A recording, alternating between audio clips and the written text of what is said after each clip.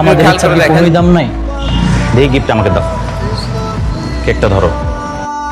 দেখো মাসুম, তোমার ছোট স্যার এমনিতে খুব ভালো মানুষ, কিন্তু তোমার সাথে যেটা করেছে এটা খুব অন্যায় করেছে।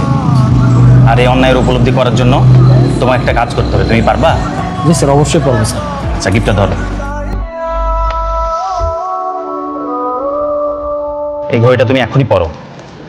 তোমার ছোট স্যার যখন বাসায় ফিরবে, তুমি তোমার হাতটা এমন ভাবে রাখবা যেন ঘড়ির দিকে তোমার ছোট স্যার চোখ যায়। জি স্যার। বাকিটা আমি দেখছি, ঠিক আছে? আসসালামু আলাইকুম স্যার।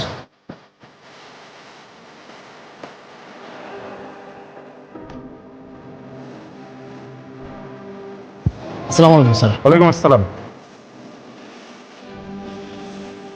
কি ব্যাপার, ওর হাতে এই ঘড়ি কেন? বাবা, তোমাকে যে ঘড়িটা আমি গিফট করেছিলাম ওটা কোথায়? কোন ঘড়িটার কথা বলছিস? আমার তো ঘড়ি বেশ তো একটা। ওই যে রোজ গোল্ডের হোয়াইট কালারের দামি ঘড়িটা, যেটা আমি অনেক কষ্ট করে টাকা জমিয়ে তোমাকে কিনে দিয়েছিলাম। ও আচ্ছা, ওই ঘড়িটার কথা বলছিস। ওই ঘড়িটা তো অনেকদিন পড়লাম, পুরাতন হয়ে গেছে, তাই ভাবলাম কাউকে দিয়ে দিই, তাই সিকিউরিটি গার্ডকে দিয়ে দিয়েছি। এটা তুমি কি করলা বাবা? আমার ফিলিংসের কোনো মূল্য নাই তোমার কাছে? আমি কত কষ্ট করে টাকা জমিয়ে তোমাকে ঘড়িটা কিনে দিয়েছিলাম। আর গিফটের জিনিস কেউ কাউকে দেয়? উপহারের জিনিস দামি হোক, কম দামি হোক, ছোট হোক, বড় হোক, নতুন হোক, পুরাতন হোক, ওটা মানুষ স্মৃতি হিসাবে রাখে।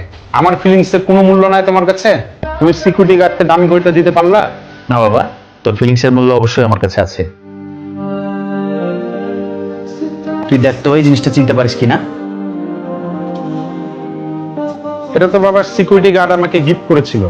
এই গিফটের সাথে তুমি আমার দামি ঘড়ি তুলনা করছো? না, আমি তোর ঘড়ির সাথে এই গিফটের তুলনা করছি না। আমি তুলনা করছি তোর ফিলিংসের সাথে ওই সিকিউরিটি গার্ডের ফিলিংসের।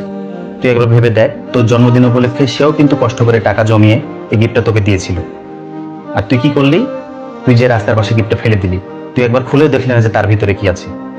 আসলে বাবা, আমি ভেবেছিলাম যে এই গিফটটা দিয়ে তারা আমাদের কাছে সুযোগ সুবিধা নিতে চায়। আচ্ছা বাবা, তুই একটু ভেবে বলতো, ও তো আমাদের এখানে 5 বছর ধরে চাকরি করে, ও কি তোর কাছে কখনো টাকা চেয়েছে? না বাবা, আমার কাছে কখনো টাকা চাইনি। কখনো কোনো সুযোগ সুবিধা নেওয়ার চেষ্টা করেছে? না বাবা। তাহলে এটা তোর কেন মনে হলো? শোন বাবা,